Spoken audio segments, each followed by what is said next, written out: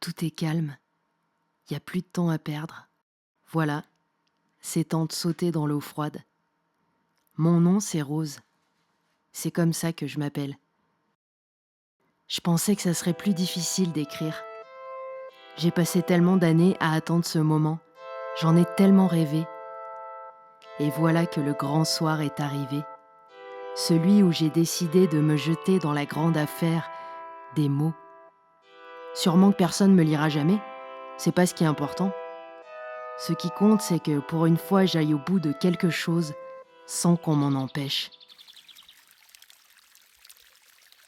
Je venais d'avoir 14 ans. Je vivais à la ferme avec mon père, ma mère et mes 3 sœurs. Les Landes, que ça s'appelait. On était 4 filles, nées à 1 an d'écart. J'étais l'aînée. Au moins, on s'entendait bien, mes sœurs et moi. On se serrait les coudes sans rechigner au travail. Malgré tout ce qu'on abattait, mon père nous faisait comprendre que ça suffisait pas, que ça suffirait jamais. Alors on se débrouillait à trouver des moments pour s'amuser entre nous, en cachette. On riait souvent. Ma mère, je l'ai jamais vue rire. Pas vraiment sourire non plus. Mon père, une seule fois. Oui, un drôle de sourire qu'il avait ce jour-là, pendant qu'il éclusait des verres dans l'auberge avec ce type qui les payait, et lui, jamais. Ils étaient assis à une table au milieu de la salle pleine de clients. Moi, je me tenais debout à l'entrée, là où on m'avait dit de rester, à les regarder discuter sans pouvoir entendre ce qu'ils disaient. Le type, il buvait moins que mon père, et de temps en temps, il me jetait un coup d'œil qui me froidissait comme un vent d'hiver. Le visage de mon père se refermait de partout, et il a fini par devenir aussi grave que celui du type. J'ai compris plus tard qu'ils étaient en train de marchander, et que c'était pas simple d'arriver à un accord, vu que personne voulait lâcher le morceau. Je le savais pas encore, mais le morceau en question, c'était moi. C'est une fois qu'on est arrivé devant une carriole bâchée, attelée à un beau cheval noir tout luisant, qu'il m'a expliqué qu'on allait chez lui, qu'il avait du travail pour moi.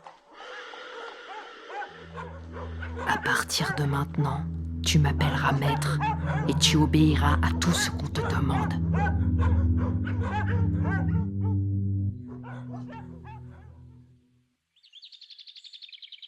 Onésime marchait sur le chemin rocailleux, comme s'il cherchait à s'arrêter à chaque foulée, et ne s'y résolvant pas, continuait de gravir la pente douce menant à sa ferme, au creux de la pâle lueur du soir.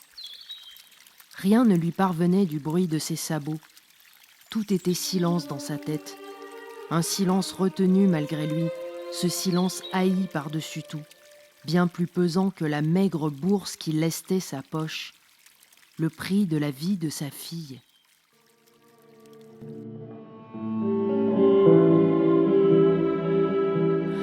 Elle s'est laissée glisser. Bon Dieu, sa robe s'est relevée. Je l'ai attrapée, la mousse et la terre mélangées. Rose,